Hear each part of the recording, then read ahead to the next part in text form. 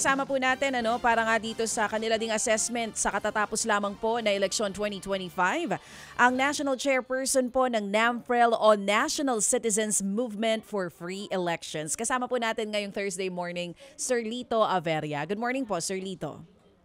Magandang umaga po. Magandang umaga. Sir, thank you for being on the show. Sir, una muna siguro, dito nga po sa latest statement ninyo, sinasabi niyo na 7 out of 10 ang performance po na ibinibigay ninyo dito sa ating mga automated counting machines. Bakit po 7 out of 10? Ano po ba yung nakita ninyo na naging problema po sa transmission po ng mga boto? Well, yung assessment na yan, yung grade na yan, hindi lamang doon sa automated counting machine, kundi doon sa buong sistema ng automated election system. Unang-una, yung nakita pa rin natin yung mga problema sa automated counting machines, bagamat mas konti yung mga nai-report na problema doon sa mga automated counting machines kumpara sa 2022 elections. No? Ang pinakamalaking concern ay yung sa transmission dahil nga ang sinet na expectation sa amin nung kami ay binibrief ng COMELEC ay every 15 minutes makakatanggap kami ng election results matapos na magsara yung ating botohan. Nagsara ang botohan ng alas 7. Siguro yung pinakamaagang transmission ay inaasahan ng mga 7:15 to 7:30 at every 15 minutes thereafter na makakatanggap dapat kami ng election returns, yung transmitted election returns. Hindi nangyari iyon hanggang sa bago mag-alas 9 ng gabi. Ang unang transmission na na-receive namin ay mga 8:56 in the evening. At ito ay binubuo ng mga 30% ng lahat ng election returns na inaasahan. So, dahil nga doon sa problemang iyon, yung ating grade na ibinibigay ay mga 70 or 7 out of 10 na scale. Bukod doon, may isa pang problema doon sa transmission dahil nung close to midnight na discover na may mga double entry or double election returns na naitala doon sa mga scores. Kaya nung natulog tayo, ang score may score na yung mga halimbawa yung sa senators, kinabukasan bumaba yung bilang ng mga boto. So yun yung tinatanong namin ngayon sa Commission on Elections, ano yung naging dahilan doon sa delayed transmission at ano yung dahilan, paano nangyari yung double entry. Sir Lito, nagbigay na po ng kasagutan ang COMELEC tungkol dito sa binabanggit nyo po na duplicate transmissions, na isa rin po yan sa ibinabatong issue ng mga kapatid natin sa kanila. Kayo po ba dyan sa NAMFREL ay satisfied dito sa naging pahayag ng COMELEC? They were saying hindi yung sistema nila or yung ACM ang problema, kundi dun sa sistema na pinagbabagsakan ng mismong mga boto. Well, there's a deeper reason to that na hindi pa namin matukoy. In-explain nga na pumapasok nga yung mga boto na doble yung pagpasok. Pero bakit? Dapat kasi yung double entry or duplicate ERs kapag siya ay na-retransmit at natanggap sa ating mga servers, dapat na-filter na iyon. Dapat masabi ng sistema na, uy, natanggap ko na yan. Ang tanong dyan is, bakit nangyayari nga ba or bakit nangyari yung double entry na yan? So merong mas malalim na dahilan, hindi lamang doon sa servers kundi yung sa programa mismo, yung mga programs natin. Kailangan ma-review, kailangan ma-audit yung nangyari para mahukay natin yung dahilan kung bakit nangyari yon. Both doon sa delayed transmission at saka itong duplicate election returns. So para po sa inyo, ulitin ko lang po yung tanong, hindi po satisfied kayo dun sa naging pahayag ni COMELEC Chairman George Garcia tungkol dito sa duplicate transmissions? Hindi po. Yun nga, sinasabi ko, merong mas malalim na dahilan. Opo. Dahilan. Sir, meron pa kayo isa naging pahayag tungkol din dyan sa nabanggit ninyo. Aside from the duplicate transmissions, nagkaroon ng delayed transmissions naman dito sa mga boto. Paano po ba natin i-interpret tong mga discrepancy na ito? Doon din sa naging pahayag nila, meron din silang dahilan kung bakit na-delay po yung mga boto. Doon po sa naging rason nila, okay po ba sa inyo yung naging pahayag nila? Tinatanggap niyo po ba yung rason na iyon? Again, kulang, there must be a deeper reason, deeper cause. Kasi ang sinasabi nila, ay pinoproseso, binubuo muna, iniipon yung mga election returns na natatanggap. Kung ang sa amin ay kung direct transmission to the different groups, no? Ito yung sa NAMFREL, PPCRB, dun sa majority party, minority party at saka sa media, dapat pa isa-isa yan. So pinoproseso muna nila para mabuo, no? At saka ibinibigay sa amin. Katulad nung nangyari nga nung sa 8:56 in the evening, nung natanggap yung unang tinatawag naming results package, no? Naka-package na siya. Ang sabi ng COMELEC, dahil may pinoproseso pa nga. So bakit kailangan iproseso yung election returns kung ang sinabi, ang pangako naman ay direct transmission? Kung yan ay direct transmission, ibig sabihin, dapat paisa-isa, no? Kahit bulto, magsabay-sabay ang transmission na yan, hindi kailangan nasa isang results package yung matatanggap namin. Oo. Yung binabanggit niyo po yan na natanggap ninyo bandang 8:56 PM na kulang-kulang na data, para lang po sa mas maintindihan lang ng mga nakikinig po sa atin at nanonood sa atin. Pwede niyo po ba explain sa amin kung gaano po kaimportante na dapat isang bagsak ng mga impormasyon yung naipadala at hindi lang puro headers at lookup files?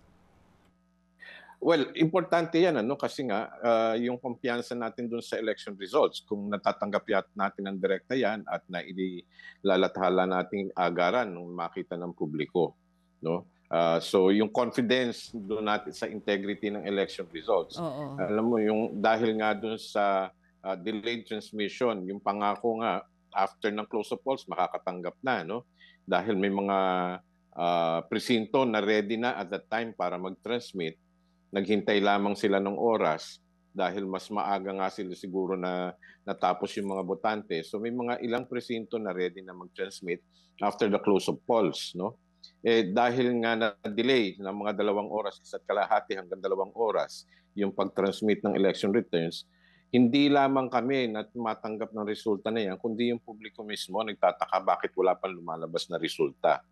Sa media mismo, no? Walang na-publish ang media right after the close of polls, no? Hinintay pa rin nga yung first results package. The reason why then kung bakit namin hinahanap yung rason ay at the same time naman yung COMELEC server mismo nakakatanggap, no? Sang-ayon sa COMELEC, hindi natatanggap namin yan, no? Sabi ko, may natatanggap kami na results package pero walang laman, no? So ang tanong namin, bakit walang laman? Okay? So yun nga yung mga katanungan na kailangan na siyasatin ng mas malaliman dun sa sistema. Ito ay automated election system, computers ang ginagawa, tumatakbo siya gamit ang isang software, no? Kailangan ma-audit natin yung software na yon kung ano yung nangyari. Sir, di ba send to all ito, ang prinsipyo nito? So, kayo po bilang isa sa mga IT expert sa bansa, meron bang technological explanation dyan? Bakit send to all pero sa COMELEC dumarating doon sa iba, hindi? Yun nga, no? Yun nga yung ating hinahanap na dahilan. No? Na sinasabi, natatanggap naman daw, no? Pero yung dun sa mga iba't ibang grupo na nandun sa yung tumatanggap dun sa mga servers, wala ngang pumapasok. So, mas may malalim na dahilan kung bakit nga hindi kami nakakatanggap. Ano yung cause nun? May error ba dun sa software? Hindi natin alam. Okay, so hindi naman natin hinuhusgahan, Opo. dahil hindi pa nga natin alam kung ano yung kadahilanan, bakit nangyari iyon. Okay, sige po. So, yan po, hihintayin natin yung magiging paliwanag nitong kanilang IT provider, dito po sa naging halalan natin. Doon sa binabanggit yung double entry, and then yung paliwanag na hindi kasi yung ibang mga media entities, wala silang filter, no? Para sa lain yun, at sinasabi din po ninyo, dapat mismo yung COMELEC na, yung kanilang mga makina, pagbato nila, pagtanggap ng server, dapat sila na mismo nagsasabi na, oy, doble ito, hindi na natin to i-rehistro kumbaga. Yung ganun, may sinasabi si Chairman kahapon na hindi niya ho naman din maipaliwanag direktamente kasi sabi niya, ito yung mga IT expert daw, alam ito. Kayo ho, sir, ano ho ang inyong, meron ba kayong kaisipan doon? Bakit po, bakit nagbabato ka ng doble? Pangalawa, bakit tinatanggap yung doble? Sir? Ayun nga po, no, nasa pagkakaprogram yan, no, yung Mhm. sa software nga na tinatawag natin. Dahil yung makina naman, hindi naman mag-ooperate yan, hindi tatakbo yan kung walang software. Mhm. Yung software naman, dinisenyo yan, dinisunod dun sa rules ng COMELEC, no? At may batayan din naman yung rules na yan. Nasa ating batas naman yung batayan ng rules ng uh, pagkalap ng mga election results, no? At Mhm. kung paano ibinabato. Parang accounting din yan. Dapat nahuhuli dun sa libro natin sa accounting kung may double entry, Mm. Mm. no? So parang accounting 'yan. So kaya nga kailangan ma-audit natin yung sistema. Kailangan ma-audit yung particular software na 'yon, aling component dun sa software na 'yon ang forward kumbaga Okay. ng mga election returns dahil nga yung bato ng automated counting machine Mhm. pumupunta yan sa mga servers. Mhm. Sa loob ng servers, no, meron din nagbabato dun sa laptop na naka-assign sa amin, dun sa makina, no? Mm. Mm. So, bawat grupo, no, yun nga, yung sa NAMFREL, Mm. PPCRV, yung political parties at saka sa media, may naka-assign na server sa kanila, bawat isa sa kanila. Mm. At meron ding COMELEC provided laptop, no? Mhm. So, yung pagbato mula dun sa server papunta sa laptop, yun din yung kailangan makita. Ano ba yung component na yan, yung parte ng software Okay. na yan Okay. na nagbabato. Sige. Kailangan ma-examine mabuti at ma-audit ng mabuti yan para malaman kung Sige. ano ang dahilan. Opo, opo. Ngayon po kasi ongoing yung manual, random manual audit, no? Iba pong usapin Opo. yun as provided for by law. Itong audit na binabanggit nyo, sinong gagawa nun? Ang NAFREL ho ba kasama dito ho sa pwedeng mag-audit nito? Well, doon sa random manual audit, binubuo yan ng iba't ibang civil society organizations na inimbitahan ng COMELEC. Ano? Ang COMELEC, siya yung nangunguna dyan sa random manual audit. Binuo niya yung tinatawag na Random Manual Audit Committee, participated in by NAMFREL, LENTE, PPCRV. Opo. Nandyan na rin yung Philippine Institute of Certified Public Accountants Opo. at katrabaho din ng grupo na yan ang Philippine Statistics Authority, no? Opo. So as provided by law, kailangan at least one, no, cluster precinct per legislative district. Pero ang ginawa ay depende sa size ng legislative district, maaring makakuha ng 3 hanggang 5 or 6 na clustered precinct sa bawat legislative district depending on the size of the legislative district. Opo. Yung random selection isinagawa noong Lunes ng umaga. Tapos ibinigay ang impormasyon sa mga election officers natin sa iba't ibang parte ng Pilipinas para ma-retrieve, Opo. para makuha yung ballot box. At yan ay dadalhin dito sa Maynila para ma-audit nga. Nag-umpisa na yung audit kahapon. Opo. No? At yan ay magpapatuloy up to mga 30 to 45 days. Sir Lito, yun ang estimate. Opo. Sir Lito, yung nga po, yes. ihiwalay po natin yon itong random manual audit. Yung sinasabi ko po, Opo. yung sinasabi nyo na audit sa software. Kanina, binabanggit yun nyo. po. Ayan, kinakailangan ka ninyo ma-audit yan. Yun po, yung pag-audit sa software, kung ba't nangyari itong mga bagay na ito, sino pong gagawa nun? Ang NAMFREL ho ba o sino pong pwede ho at maaari pong gumawa nun ng hindi taga-COMELEC para malaman talaga natin na transparent po sila at wala pong nangyaring, alam nyo na, ibig ko sabihin? Yes. Tulad ng isinagawa dun sa tinatawag na local source code review, pwede naman mag-imbita ang COMELEC, no, ng mga IT groups or IT professionals para tingnan nga yung software para ma-review siya at nang malaman natin kung bakit nga naging ganun ang behavior ng sistema. Pero sa ngayon po, sir, wala pong talagang mandato sa alinmang batas na obligahin ang COMELEC na ito ay ipa-audit sa third party o ilang pang partido na interesado dito po sa software na binabanggit nyo? Yes, nakakalungkot man, walang provision sa batas na ganyan. Yung tinatawag nating system audit naman. Okay, system audit. So ngayon po, sir, sa NAMFREL side, may balak ba ho kayo dito na i-formalize ito at hingin sa COMELEC na kayo mismo ho, Sir Lito, no, ay maging bahagi ng audit team outside the COMELEC?